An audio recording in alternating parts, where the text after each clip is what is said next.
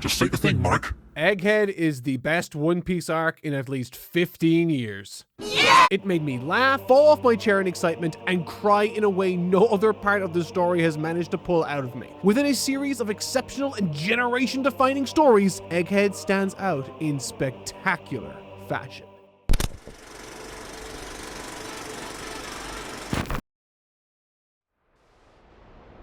Kizaru, 俺たちは2年前の100倍強えぞ。 To say that I was hyped to jump back into this story would be like saying it's raining a little in the middle of a hurricane. I was positively vibrating with excitement heading into this battle, and honestly, it kicks off in stunning fashion. The conflict between Luffy and Kizaru brilliantly encapsulates the broader thematic tensions between individual freedoms and institutional control. While at first glance, this battle might appear to lack the ideological opposition and contrast which define the likes of Blackbeard versus Law or Shanks versus Kid, upon deeper consideration, Luffy and Kizaru, the subtlety of their conflict becomes apparent. Kizaru explicitly states his reluctance to harm figures such as Vegapunk and Sentomaru, individuals he genuinely respects and values. However, despite this fact, he remains unwavering in carrying out his mission, demonstrating the tragic reality of someone stripped entirely of their personal agency. In effect, Kizaru is little more than a vessel for the world government's oppressive agenda, obeying orders even when they directly oppose his personal values and desires, like a whipped dog. But Luffy, he ain't no dog. Conversely, Luffy represents absolute freedom and choice. His actions are always intimately tied to his desires and his own willpower, the very essence of One Piece's power system. Thus, the clash between Luffy and Kizaru symbolizes not merely physical strength, but also the stark difference between voluntary willpower and involuntary compliance, a dynamic which aligns wonderfully with a recurring theme throughout the narrative history of One Piece, especially within major operations orchestrated by the world government. Whether during the Buster Call on Ohara, the destruction of the Lucia, or even the battle at Marineford, individuals within the world government frequently display hesitation or moral conflict, indicating a favor of blind obedience. And I don't think I need to point out how this mindset directly contrasts with Luffy's, the literal embodiment of agency and will in this series. We're talking about a guy who's a fucking Looney Tune rubber band cloud man, for God's sake, which honestly is just so damn cool. It hurts my brain sometimes how great the design of his form looks. Like, I mean, look, how big can he get? Kind of handy if you ask me. But how fucking cool is that?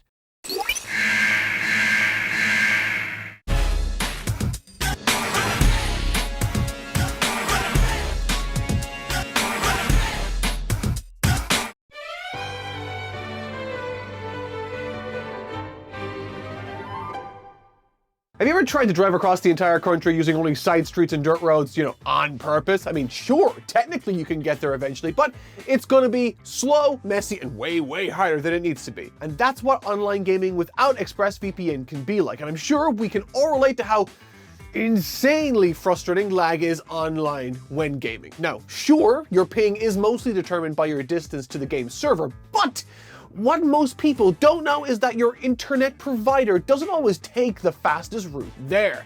Naughty. No joke, your shot might be zigzagging through 5 random cities before it even gets near the game's server or host. With ExpressVPN, you can pick one of their speedy servers that takes the smart route, cutting out the nonsense and giving you the lowest possible ping. It's a total game changer, pun absolutely intended, not just for playing with local friends, but if you're someone like me with friends all around the world, even just a few milliseconds less of latency can make a world of difference to playing overseas. So, if you want faster connections, smoother games, and hopefully fewer rage quits, scan my QR code on screen, click the link in the description box below, or head to expressvpn.com/notmark to get 4 months for free. Trust me, your ping and your teammates will thank you. Now, try this one. How do you find a rabbit who's lost? You make a noise just like a carrot. What's black and white and red all over? A skunk with diaper rash. Why did the chicken cross? Enough. You know that it's raining cats and dogs? I just stepped in a really big poodle. Desert doo-doo.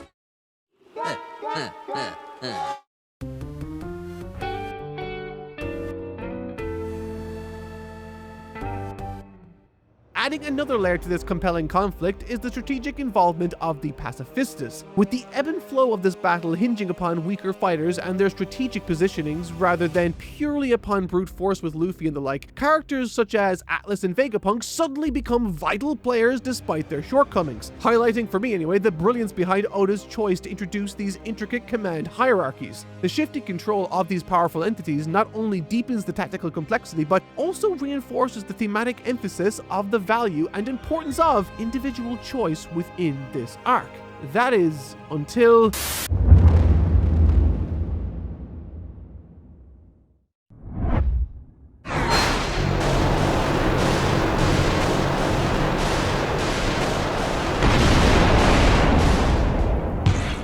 Anus Arachnid joins the fray. For those of you listening and don't know what the fuck I'm talking about, I'm referring to Saint Saturn, you know, the spider guy with the beard. Yeah.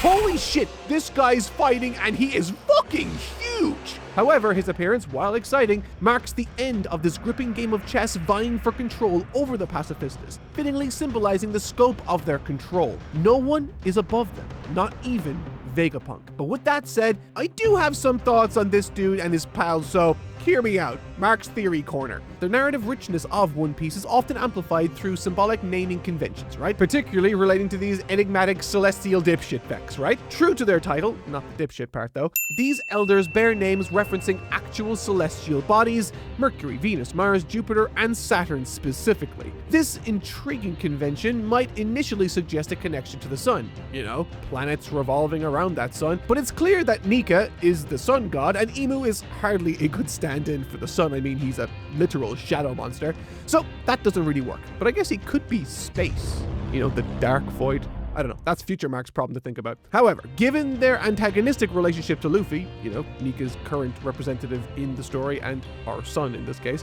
it's more compelling to interpret these planetary figures as obstacles placed between the sun, Luffy, and the ancient weapons, Uranus, Neptune or Poseidon, and Pluton. This symbolic arrangement further highlights the Elders' role as gatekeepers to power and their relentless fixation on control. And of course that this story was written before Pluto was stripped of his planet status. RIP Pluto. With that said though, it does make me wonder, is Saturn positioned first in this story for us to engage with, not just because he's of value to Bonney and Kuma's story, but also because he's the furthest planet of the Elders from the sun, and does that denote his strength? Like, is he the weakest because Saturn is the furthest relative to Mercury, Venus, Earth, Mars, and Jupiter? I don't know. Am I talking nonsense? Probably. Let's move on. But as I grapple with trying to make sense of that, we're greeted yet again with Kuma's mysterious journey as it unfolds. But amidst this escalating suspense and honestly confusion, the tides of battle turning in favor of the enemy and Kuma's story seemingly making less sense to me by the moment, Bonney stabs the fucking spider shadow beard monster guy. She stabs Saturn. Holy fucking shitballs, right? French classic? I didn't know it yet, but this one earth-shattering and chest-penetrating moment marked the moment this story grabbed my heart and tore it into a million pieces. You of course know where I'm going with this. It's Kuma's past.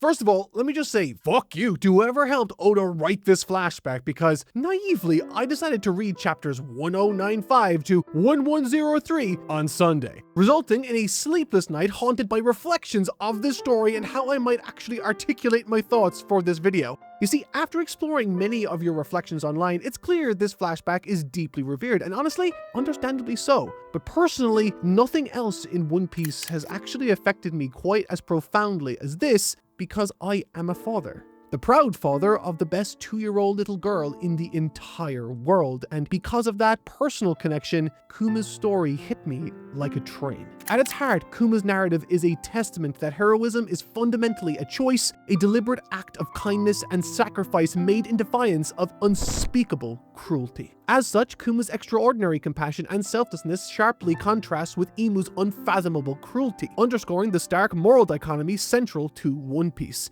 You see, over the last few decades, One Piece has done an incredible job communicating how alive its world truly is. This is why moments like Oden's backstory, Whitebeard's adventures, and Roger's flashbacks are seen as turning points within the series. Iconic snapshots hinting at a wider world and history extending far beyond the scope of our understanding and one character. Through these flashbacks, Luffy's mission feels more significant and the horizons he faces all the more daunting. That's the function of a flashback. They bring the world to life beyond the scope of the main character and central plot, instilling greater meaning through recontextualization. However, while different flashbacks serve different purposes throughout this tale, what sets Kuma's apart from all the others for me is that it has no one speciality that it exceeds in, because it does everything perfectly. Spanning 47 years, we follow Kuma from birth to the day he functionally dies. From discovering his tragic mother's fate and witnessing his father's sacrifice to enduring the devastating circumstances forced upon his island home. We witness the growth of a tormented boy into a troubled yet profoundly noble man in spite of it all. Given countless opportunities and reasons to become bitter, hateful, and vengeful, Oda deliberately chooses the opposite path for Kuma, delivering a powerful message that defines this narrative.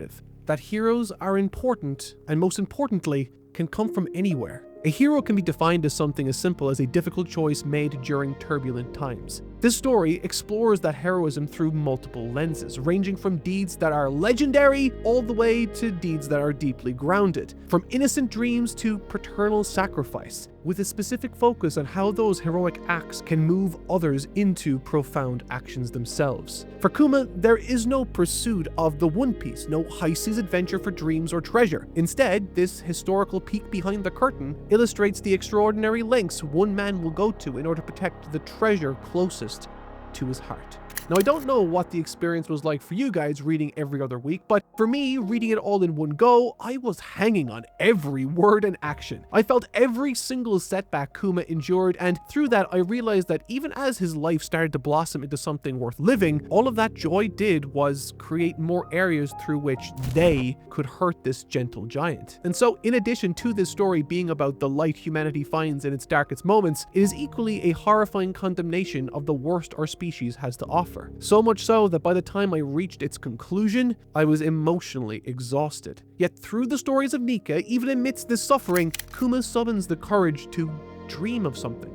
A dream that one day someone could rescue him. And that day, thankfully, it comes. Not through Nika, but through Ivankov and Ginny, now much younger. It is here Kuma's childhood experiences shape his future actions profoundly. He is unable and perhaps unwilling to pursue personal happiness, such as marrying Ginny, fearing the dangers his race could invite upon her. Instead, he opts to fight for the Revolutionary Army, bearing countless burdens weekly because the safety of others matters more to him than his own desires do. Now, as a side note, because I am woefully underinformed concerning this world's history compared to a lot of other One Piece historians, the God Valley stuff has to be some of the best teasing Oda has ever done. I mean, we're talking about a moment in history that has literally shaped the world Luffy now takes part within. The story as we know it today would not be happening had Rox not fought against Roger, lost, and ultimately became erased from history that day. With Big Mom securing Kaido's Devil Fruit highlighting for me a stark contrast in motivations at play on this island. Rock's crew viewed fruits as a means of power. Celestial dragons saw them merely as a game prize, while Kuma, Ivankov, and Ginny desperately sought them as keys to freedom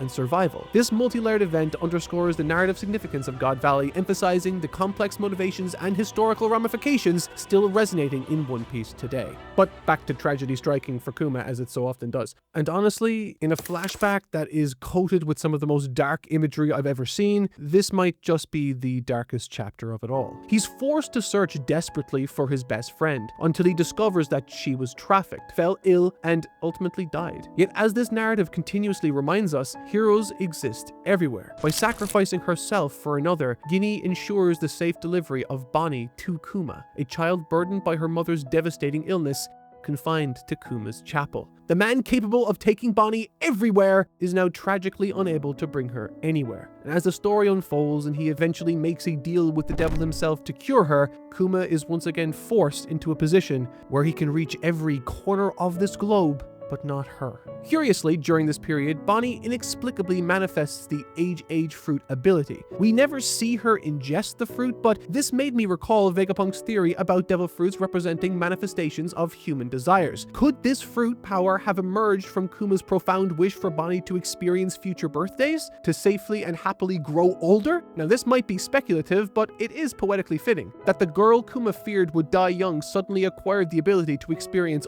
all of life's ages at once. Yet the emotional themes aren't the only aspect of this flashback that captivated me. Throughout One Piece, supporting characters like Kuma who appear frequently can often seem mysterious or ambiguous. However, Kuma's sporadic encounters with the Straw Hats, such as confronting Zoro on Thriller Bark, being profoundly inspired by Luffy's stand against the Celestial Dragons on Sabaody, and ultimately safeguarding their ship during their absence, gain deeper significance through the context of this flashback. These moments, previously enigmatic or briefly touching, are profoundly enriched when we understand Kuma's own tragic and heroic story. It reinforces the narrative that every character, even those who appear rarely, each individually live a life as complicated and meaningful as our main cast. Kuma's encounters with the Straw Hats aren't just plot devices, they represent intersections of deeply personal narratives, reminding us that the unseen stories are not always happy, yet are equally as powerful. And speaking of power, our perception of villains often hinges on their impact on the heroes themselves. In simpler narratives like Dragon Ball, Goku acts as a clear counterpoint to Vegeta, Piccolo, and Frieza. In slightly more complex narratives like Death Note, Light Yagami contrasts sharply with L. One Piece therefore then blends these approaches, often positioning Imu in opposition to Luffy. However, as this flashback vividly illustrates, heroism in One Piece is abundant and varied. Among them, Kuma's sacrifice stands out profoundly, starkly contrasting the cruelty of Saint Saturn and even Imu. Where Kuma was enslaved, Imu reigned supreme with unlimited power. Where Kuma lost control over his life, Imu exerted tyrannical dominance over all. And when Kuma attempted to save his daughter's life, the seemingly timeless Saint Saturn demanded he end his own in return. Also, this is completely aside, this guy, Saint Saturn, he looks exactly the same like 30 years prior. I don't know if that's relevant, but he sure as hell looks timeless to me. Imu can make other people immortal, question mark? However, despite possessing boundless power, control, and infinite resources, Imu and the Elders remain obsessively fixated on what they cannot possess, erupting into murderous tantrums at the mere mention of the will of D. Meanwhile, Kuma, surrounded by endless sorrow, sees clearly and exclusively the profound love he holds for one little girl. In other words, the world isn't enough for Imu, but this little girl is everything to Kuma, and is his world. This staggering and beautiful contrast intensifies the injustice and cruelty highlighted by Kuma's story, crafting a villainous force I have honestly and genuinely never despised more. In Kuma's poignant final moments though, before his consciousness is forever extinguished, his last thought is a heartfelt wish to his daughter on a day he believed she would never see. He dies exactly how he lived, not consumed by anger, bitterness, or regret, but overflowing with love and appreciation for the bright future his treasured daughter now possesses. They say stories like One Piece can transport us to worlds more fantastical than anything we could ever imagine. And indeed, for me, this story has often been precisely that, an escape. When I first picked up One Piece back in 2020, it was literally my refuge from the uncertainty of the pandemic, granting me adventures in distant, exciting lands that I couldn't visit. Yet on this particular occasion, through the character of Bartholomew Kuma, One Piece did something entirely unexpected and different. Instead of drawing me deeper into its imagined treasures, Kuma's story guided my focus towards the treasure sitting downstairs as I write this, my daughter watching Bluey with her mom, my real treasure. The moment Kuma's flashback concluded and Oda brought us back to the present day, I honestly paused. For the first time ever, I stopped reading mid-chapter, turned off my computer, and went downstairs. Because suddenly, spending time with her felt more important than anything else. And that itself is a gift that this story gave me. But I really wish I didn't stop reading halfway through that chapter, because when I returned, I realized I had put down one of the most sick, kick-ass moments in the entire story right before the kick-ass moment happened. When we jump back into the present-day action, Bonnie's desperate attack against Saturn, now enriched by the devastating context of her life, hits us with an incredible emotional weight. Yet tragically, we quickly realize her initial strike accomplished nothing. Despite knowing exactly what's driving her, despite feeling every ounce of pain, loss, and anger she's endured, the situation doesn't improve, it gets worse. Bonnie's resolve doesn't strengthen in the face of adversity. Instead, she begins to crumble. Her devil fruit powers, always so dependable, now start to fail her, slipping beyond her control. Faced with this monstrous being, Bonney sees only inevitability. She remembers losing her father, her weaknesses, and now, staring into Saturn's indifferent, unfeeling eyes, she's overcome by the thought that no one could possibly defeat this creature. I mean, how could they? And as her powers betray her, Saturn twists the knife further. Quote, "Its powers might allow you to transform into any future, but the more you know of reality, the narrower your future possibilities become." What an incredibly written nihilistic line from a central villain worthy of the name it's coming from. If Luffy symbolizes hope, freedom, and dreams, then Saturn and his ilk represent the exact opposite. Tyranny, despair, and the crushing weight of reality. One Piece has always connected strength to the power of will and belief, the unshakable, unbreakable resolve never to surrender. But here, in the presence of hell incarnate, Bonnie's reality has convinced her of an undeniable, brutal truth, that despite her father's sacrifice and all that he fought for, all her struggles, hopes, and dreams, it seems Saturn was right. Dreams do indeed die.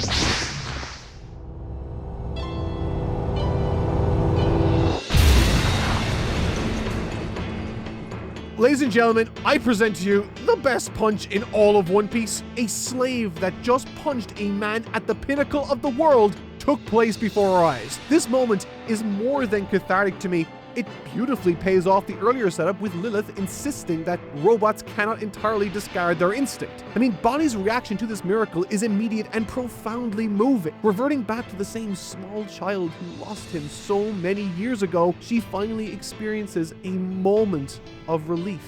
After all these years, finally, they are together again. But what's Saturn's response to this? It is to usher in the apocalypse.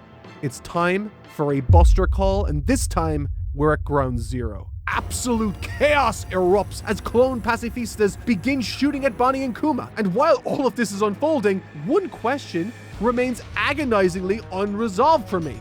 Where the fuck is Luffy? He somehow got food earlier. Don't know how that happened, though I do have a theory. What's happening? Meanwhile, the sailors executing the buster call are caught in moral turmoil, which is just chef's kiss. Should they risk confronting an Emperor of the Sea, hoping desperately to subdue him with sea prison cuffs, or should they just flee to safety and let him reach full power? Honestly, it's a fair dilemma and one that I certainly do not have the answer to. But as I'm left to consider all of this, one of my absolute favorite sequences in all of One Piece starts to unfold. You see, as Bonney desperately shouts at these clones of her father to stop, and they actually do, initially I was convinced that what was happening was some sort of new conqueror's haki or something unknown, I don't know. But silence falls, and in a quiet moment, Vegapunk reveals a secret. As a final act of compassion, he had embedded a failsafe within Kuma and his clones to ensure that no matter what, they would always be loyal to Bonney. An insurance that saved her life, but ultimately cost him his. The scientist who struggled to comprehend the very intangible depths of humanity ends up making the single most human decision of all. Self-sacrifice born purely from compassion, devoid of logic, but full of meaning and consequence. In other words, screw that fucking hierarchy. Bonney just usurped Saint Saturn's absolute authority through sheer command of her father's clones. I mean, fuck the Ada Spider, that's awesome. Yet as this victory feels within reach, Saturn's earlier words echo ominously. Hope, dreams, they ultimately collapse under the oppressive reality the world government imposes. And as Kizaru moves to end both Kuma and Bonney moments after their heartfelt reunion, it appears Saturn was tragically correct.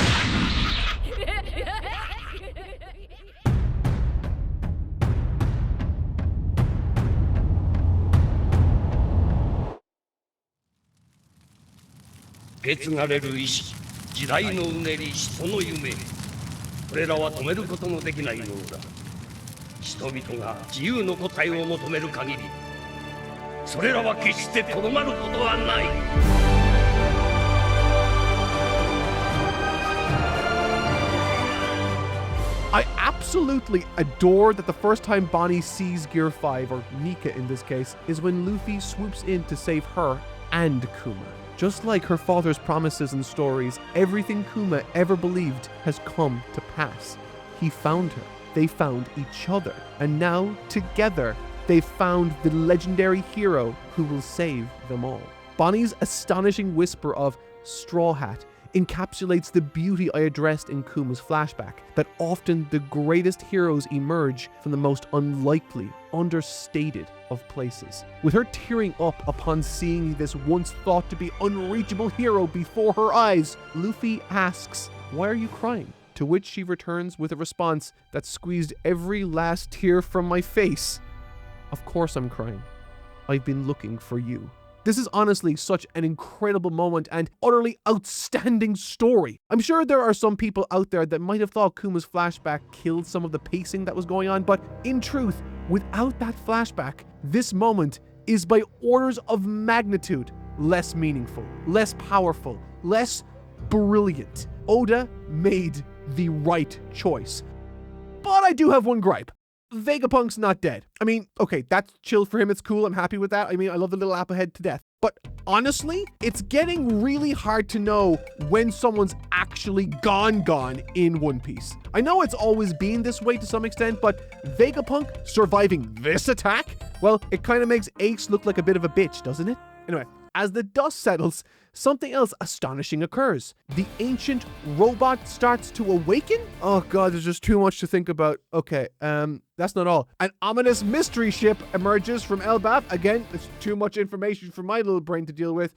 I'm gonna push that. Wait, no, fuck. Okay, it's Broggy and Dory. They're here to back up Luffy. Big News Morgan sensationalist headlines finally serve a divine purpose. The giant crew hype is real. Let's go.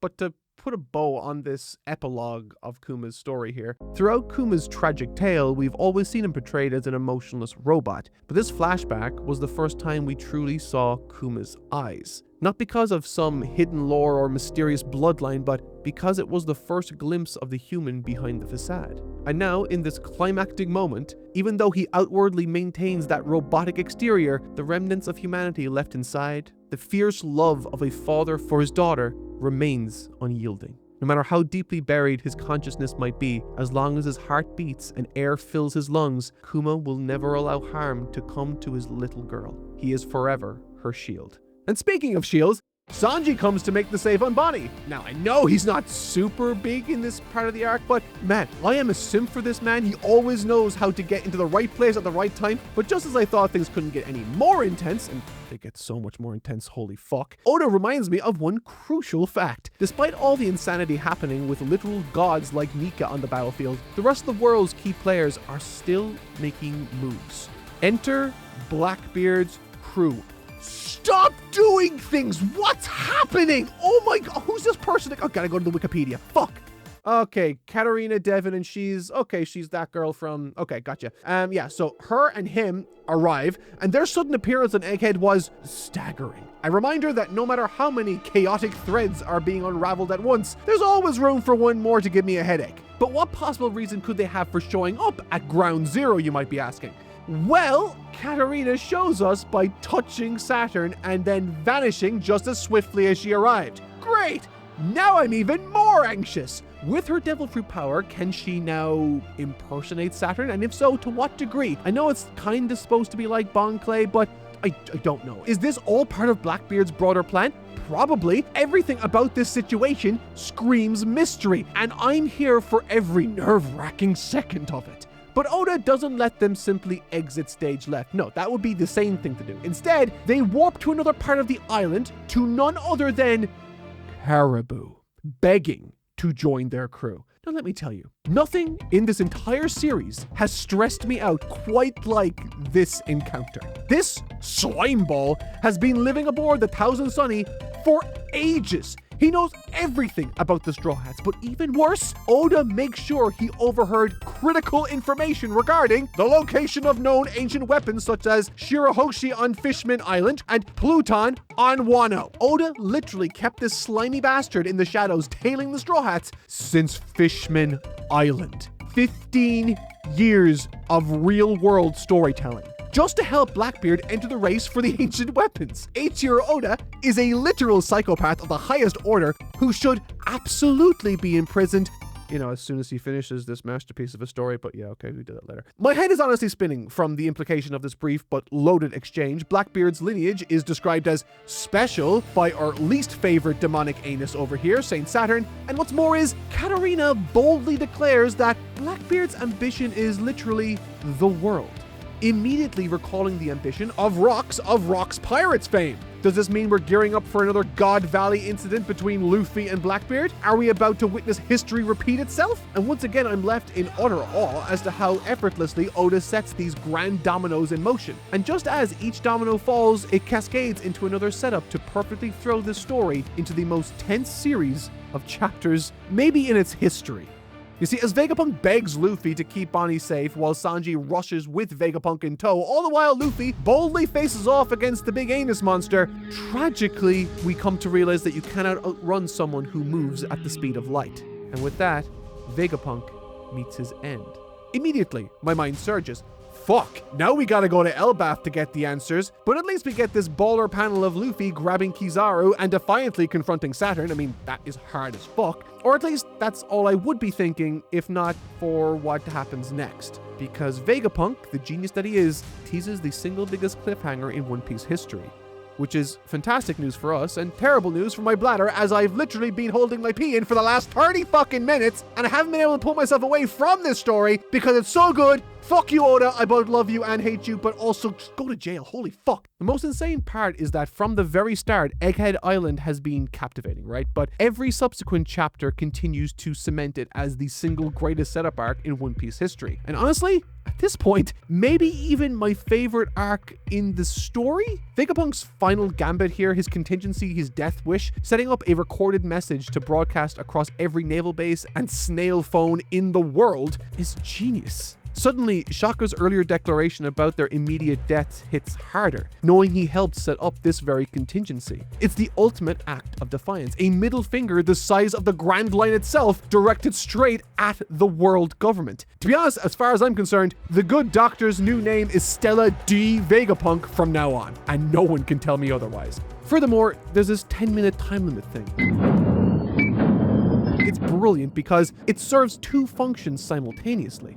You see, in-universe and story, it allows everyone worldwide to gather and prepare for the impending revelation. But secondly, on a meta-narrative level, it's a thrilling ticking time bomb we, the audience, eagerly anticipate while the entire world unravels around them. Morgan's entire existence has been about manipulating news coverage. But Vegapunk's determined to ensure this truth is heard exactly how he intends it.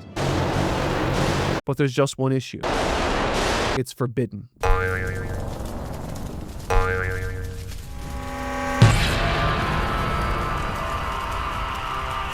This absolutely astounding and impeccable double-page spread of the Five Elders is, shockingly, the first double-page spread since Dressrosa. I repeat, that's like fucking 10 years ago. Oda truly is a fucking psychopath. He edged his audience for an entire decade only to deliver one of the most epic and menacing panels ever put to paper. 5 enormous shadow monsters appear, and the only figure standing defiantly between them and Vegapunk's final act of rebellion is none other than the Cloud Man himself, Monkey D. Luffy.